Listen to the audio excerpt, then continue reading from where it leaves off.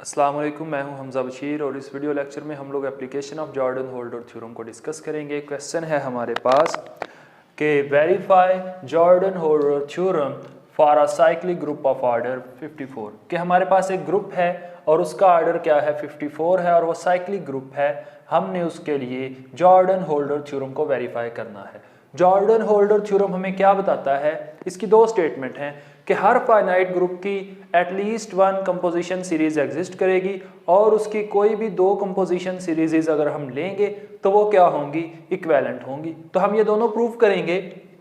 First we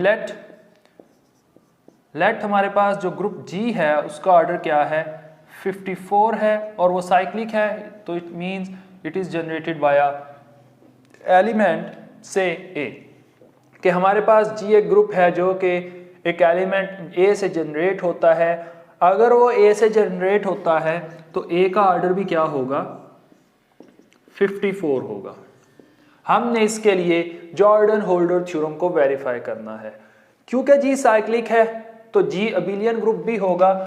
तो हम 54 के पॉसिबल डिवाइजर देख लेते हैं। 1 2 3 6 then 9 18 एंड 54। तो 54 के हमारे पास सब ग्रुप होंगे जिनका ऑर्डर 1 होगा, 2 ऑर्डर का होगा, 3 ऑर्डर के होंगे, 6 9 18 एंड 54। ये ऑर्डर होंगे जितने भी पॉसिबल सब ग्रुप होंगे 54, एक ऐसा साइक्लिक ग्रुप जिसका ऑर्डर 54 होगा। अब हम इसके लिए क्या लिखेंगे? सीरीज लिखेंगे जॉर्डन-होल्डर थ्योरम की वेरिफिकेशन के लिए। तो हमारे पास फर्स्ट सीरीज है और वो देखिएगा वो है generated by A is normal सब ग्रुप। हम इसके लिए नॉर्मल सब ग्रुप लिखेंगे A6 और A6 का नॉर्मल सब ग्रुप लिखेंगे हम लोग A18 और A18 के नॉर्मल सब ग्रुप हम लोग लिख लेंगे आइडेंटिटी।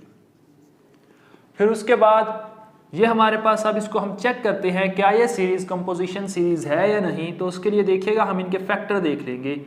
हमारे पास A18 बाय आइडेंटिटी एलिमेंट, इसका ऑर्डर होगा हमारे पास 3। उसके बाद ये वाला जो फैक्टर है A6 बाय A18, इसका ऑर्डर हमारे पास होगा 9/3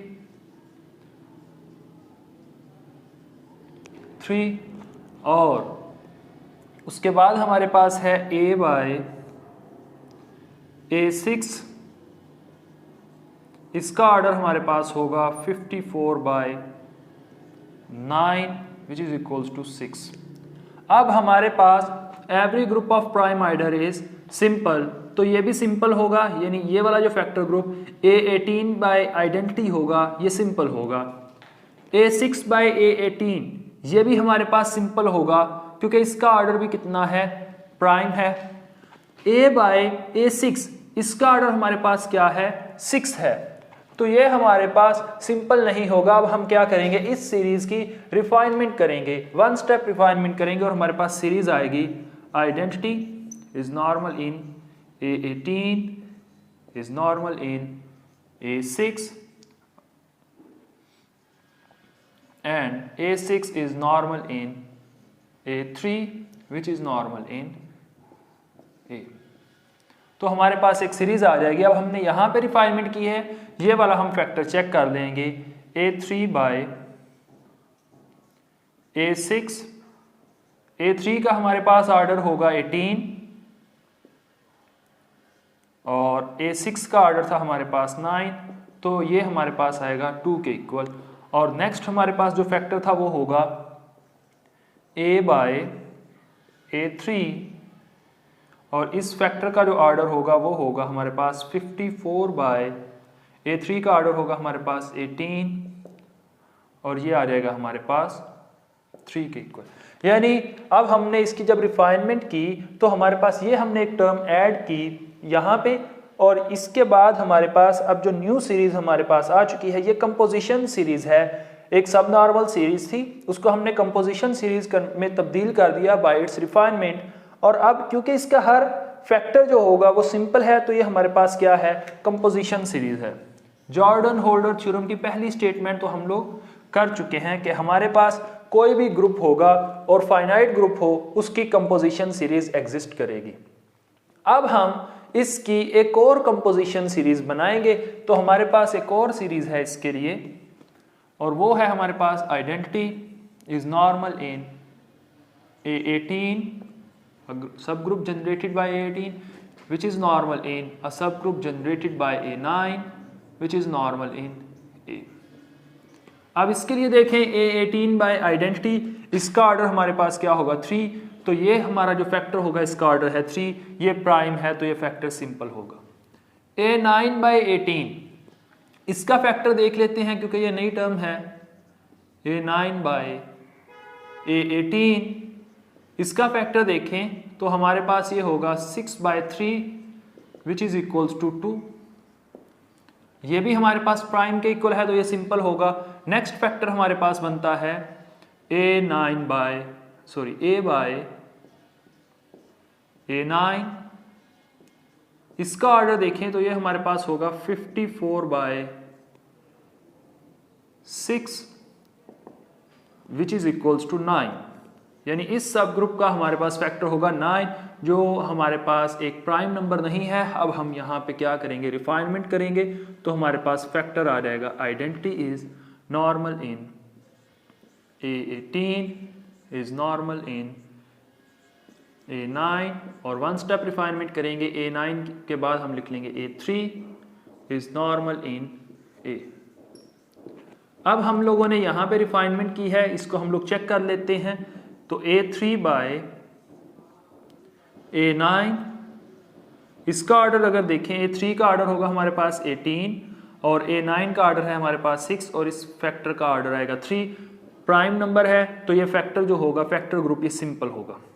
देन A बाय A3 इसका ऑर्डर अगर कैलकुलेट करें वो होगा हमारे पास 54/18 विच इज इक्वल्स टू 3, तो ये भी हमारे पास क्या है, एक सिंपल ग्रुप है।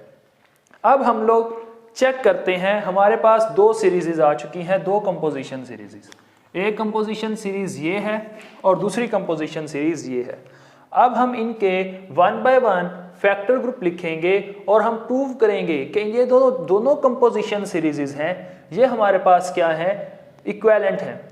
दो कंपोजिशन सीरीजेज हमारे पास इक्विवेलेंट होती हैं अगर उनकी लेंथ इक्वल हो, तो इनकी लेंथ कैलकुलेट कर लेते हैं। 1 2 3 4 1 2 3 4 दोनों कंपोजिशन सीरीजेज की लेंथ इक्वल है, और दोनों कंपोजिशन सीरीजेज इक्विवेलेंट होंगी अगर उनके जो फैक्टर ग्रुप होंगे वो एक दूसरे के क्या हों, आइसोमॉर्फिक हों।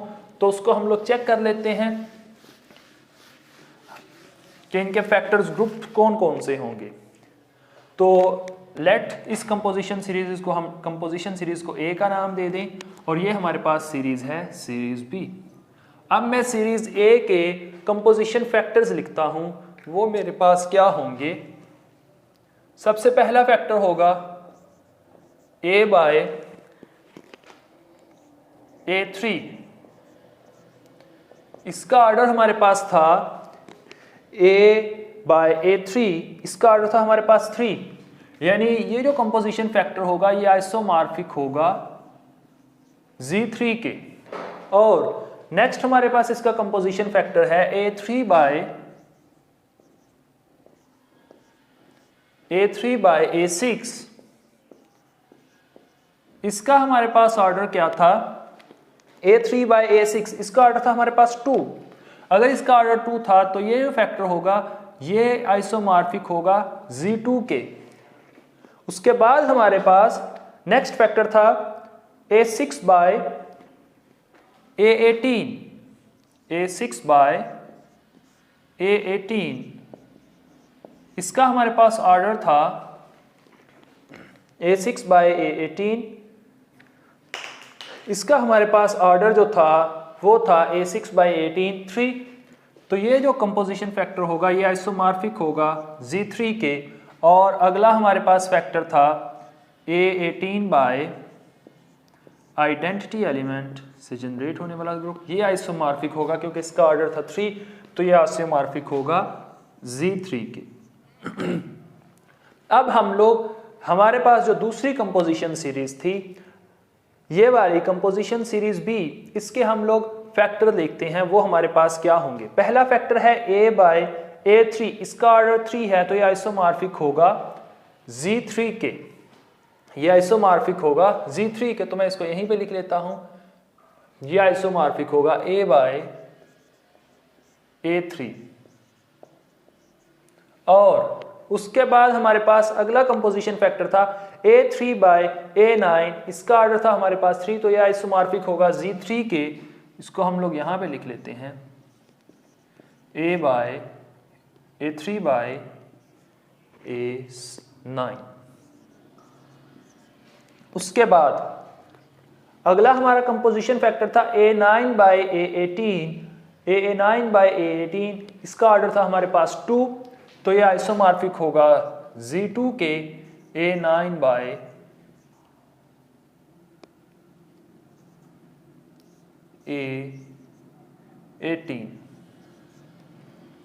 नेक्स्ट हमारे पास जो कंपोजिशन फैक्टर था वो था a18/आइडेंटिटी एलिमेंट, और ये हमारे पास आइसोमॉर्फिक होगा Z3 के a18/आइडेंटिटी एलिमेंट। तो अब देखें हमारे पास दोनों कंपोजिशन सीरीज की लेंथ आपस में इक्वल थी और दोनों के करस्पॉन्डिंग जो कंपोजिशन फैक्टर्स थे वो भी एक दूसरे के क्या हैं, आइसोमॉर्फिक हैं। तो हमारे पास ये दोनों कंपोजिशन सीरीज क्या होंगी, इक्विवेलेंट होंगी। और यही हमारे पास क्या था, जॉर्डन होल्डर थ्योरम की वेरिफिकेशन हो चुकी है कि हमारे पास अव्वल इसकी सीरीज एग्जिस्ट करेंगी और जो सीरीज एग्जिस्ट करेंगी वो एक दूसरे के क्या होंगी, आइसोमॉर्फिक होंगी। Thank you so much for your precious time.